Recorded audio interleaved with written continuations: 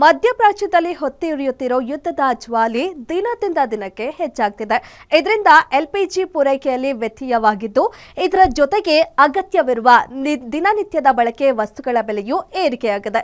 ಹೀಗಾಗಿ ನಗರದ ಹೋಟೆಲ್ಗಳಲ್ಲಿ ತಿಂಡಿ ತಿನಿಸುಗಳ ಬೆಲೆಯನ್ನ ಏರಿಕೆ ಮಾಡಲಾಗ್ತಿದೆ. ಹಾಗಿದ್ರೆ ಎಷ್ಟು ಏರಿಕೆ ಆಗುತ್ತೆ ಎಂಬುದರ ರಿಪೋರ್ಟ್ ಇಲ್ಲಿದೆ. ಮಧ್ಯಪ್ರಾಚ್ಯದ ಸಂಘರ್ಷ ಕೇವಲ ಜಾಗತಿಕ ರಾಜಕೀಯವನ್ನಷ್ಟೇ ಅಲ್ಲ, ಸಾಮಾನ್ಯರ ಬದುಕಿಗೂ ಬಿಸಿ ತಟ್ಟಿದೆ. ದೇಶದಲ್ಲಿ ಸದ್ಯ ಎಲ್ಪಿಜಿ ಬಿಕ್ಕಟ್ಟು ಶುರುವಾಗಿದ್ದು, ಕಮರ್ಷಿಯಲ್ ಎಲ್ಪಿಜಿ ಸಿಲಿಂಡರ್ಗಳಲ್ಲಿ ವ್ಯತ್ಯಯ ಉಂಟಾಗಿದೆ.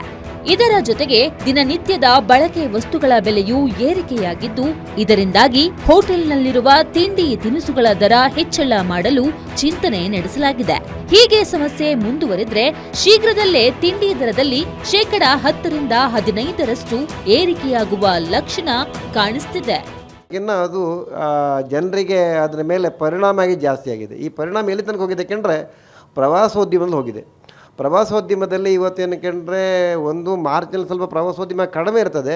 ಅದನ್ನು ಕೂಡ ಪ್ರವಾಸೋದ್ಯಮಕ್ಕೆ ಸಂಬಂಧಪಟ್ಟವ್ರು ಎಲ್ಲರೂ ಟೂರ್ ಆಪರೇಟರ್ಸು, ಟ್ರಾವೆಲರ್ಸ್ ಇವರೆಲ್ಲ ಹೇಳ್ತಾರೆ ಅಂತ ಕೇಳಿದ್ರೆ, ಜಿಲ್ಲೆಯವರು ಕೂಡ ಏನಕ್ಕೆಂದರೆ ನಮ್ಮಲ್ಲಿ ಇವತ್ತು ಅದು ಇದಿಲ್ಲ, ಏನಂದರೆ ಪ್ರವಾಸಿಗಳು ಕಡಿಮೆ ಆಗಿದ್ದಾರೆ. ಬೆಂಗಳೂರಲ್ಲಿ ಕಡಿಮೆ ಆಗಿದೆ. ಇದೇನಕ್ಕೆಂದರೆ ಯಾವುದು ಈ ಮಿಡ್ ಈಸ್ಟ್ ವಾರ್, ಈ ಮಧ್ಯಪ್ರಾಚ್ಯ ವಾರದಿಂದ ಬೆಂಗಳೂರಿಗೆ ಹೊರದೇಶದಲ್ಲಿ ಬರೋದು ಕಮ್ಮಿ ಆಗಿದೆ. ಅದೇ ರೀತಿಯಲ್ಲಿ ಬೆಂಗಳೂರಿನವರು ಹೊರಗಡೆ ಹೋಗೋದು ಕೂಡ ಯೋಚನೆ ಮಾಡ್ತಾರೆ ಕಂಡ್ರೆ ಗ್ಯಾಸ್ ಎಲ್ಲ ಊಟ ಸಿಗುತ್ತೆ ಅಲ್ವಂತ. ಅಲ್ಲ, ಪರಿಸ್ಥಿತಿ ಬದಲಾಗಿದೆ.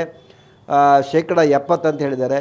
ಯುದ್ಧ ಆರಂಭವಾದಾಗಿನಿಂದ ಇಲ್ಲಿವರೆಗೂ ಇರಾನ್, ಸೌದಿ ಅರೇಬಿಯಾ ಸೇರಿದಂತೆ ಹಲವೆಡೆಯಿಂದ ವಿಮಾನಗಳ ಹಾರಾಟದಲ್ಲಿ ವ್ಯತ್ಯಯವಾಗಿದೆ.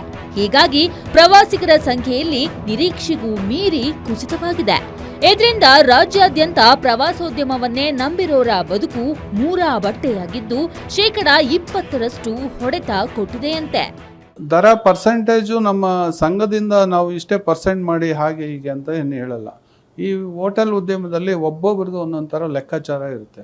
ಒಂದು ಹೋಟ್ಲಲ್ಲಿ 20 ರೂಪಾಯಿ ಇರ್ಬೋದು, ಒಂದು ಹೋಟ್ಲಲ್ಲಿ 30 ರೂಪಾಯಿ ಇರುತ್ತೆ, ಒಂದು ಹೋಟ್ಲಲ್ಲಿ 40 ರೂಪಾಯಿ ಇರುತ್ತೆ, ಒಂದು ಇಡ್ಲಿನೋ ಏನಾದರೂ ಒಂದು ಎಕ್ಸಾಂಪಲ್ ತೊಗೊಂಡಾಗ. ಆದರೆ ಅವರವರ ಲೆಕ್ಕಾಚಾರಕ್ಕೆ ಅನುಗುಣವಾಗಿ ಅವರವರು ಕೆಲಸಗಾರರಿಗೆ ಯಾವ ಥರ ಪೇಮೆಂಟ್ ಕೊಡ್ತಾರೆ, ಅವ್ರ ಖರ್ಚು ವೆಚ್ಚ ಏನಿದೆ, ಇದೆಲ್ಲ ಹೋದ್ಮೇಲೆ ಏನಾದರೂ ಒಂದು ಸ್ವಲ್ಪ ಲಾಭಾಂಶ ಎಷ್ಟಿದೆ, ಆ ಲಾಭಾಂಶ ಬೇಕಾದರೆ ಇನ್ನೂ ಈ ಎಮರ್ಜೆನ್ಸಿ ಟೈಮಲ್ಲಿ ಕಮ್ಮಿ ಮಾಡಿಕೊಂಡು 10%, 5%, 15% ಅಂತ ಹೇಳೋದಕ್ಕಿಂತ 2%, 3% ಈ ಥರ ಕೂಡ ಕೆಲವರು ಮಾಡ್ಕೊಂಡಿದ್ದಾರೆ. ಆ ಥರನೂ ಆಗಿದೆ.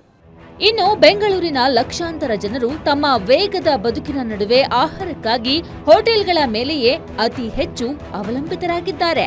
ಆದರೆ ಹೀಗೆ ಏಕಾಏಕಿ ತಿಂಡಿ ತಿನಿಸುಗಳ ಮೇಲಿನ ಬೆಲೆ ಹೆಚ್ಚಳ ಮಾಡಿದ್ರೆ ಹೊರಗೆ ಊಟ ಮಾಡುವುದು ಭಾರಿ ದುಬಾರಿಯಾಗಲಿದೆ.